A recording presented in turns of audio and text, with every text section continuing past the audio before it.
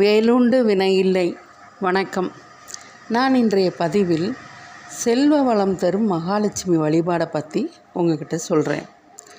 ஒவ்வொரு வெள்ளிக்கிழமையும் காலையில் 6 to 7 சுக்கிர ஓரையில் வீட்டில் உள்ள மகாலட்சுமி படத்தை வச்சு பூஜை அறையில் மல்லிகை மற்றும் தாமரை பூ இவற்றால் அலங்கரித்து தேங்காய், வாழைப்பழம், வெற்றிலைப்பாக்கு இதெல்லாம் வச்சு ஏற்பாடு பண்ணிக்கணும். முதல் நாள் இரவே வெள்ளை மொச்சையை ஊற வச்சுக்கணும்.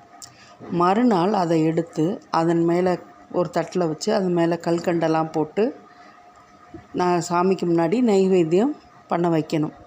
பசும்பாலும் வச்சுக்கலாம். வச்சு சாமிக்கு நெய்வேத்தியம் செய்து மகாலட்சுமி தாயாரை மனசார வேண்டி 108 மந்திரங்கள் மலர் தூவி அர்ச்சனை செய்ய வேண்டும். பூஜை முடிஞ்ச பின்னாடி அந்த வாழைப்பழம், வெள்ளை மொச்சை இதெல்லாம் நம்மளும் வீட்டில் உள்ளவங்க சாப்பிடலாம்.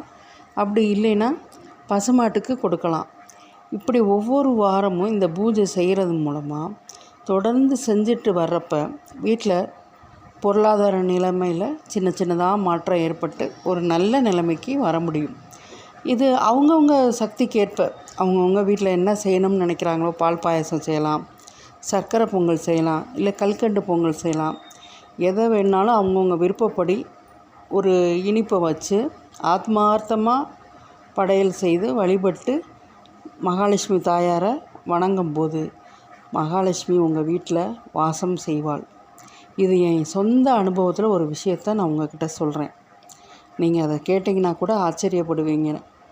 இந்த வழிபாட்டை நான் செய்ய ஆரம்பித்ததுலேருந்து ஒவ்வொரு வாரமும் வெள்ளிக்கிழமை அன்னைக்கு யாராவது ஒருத்தர் மூலமாக என்கிட்ட தனியாக பணம் கையில் வரும்.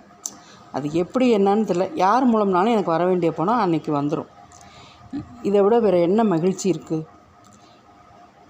இதை கேட்டு எல்லோரும் பயன்பட்டு இந்த பூஜையை செய்து எல்லோரும் நான் வளமுடனும் நலமுடனும் வாழ வேண்டும். நன்றி, வணக்கம்.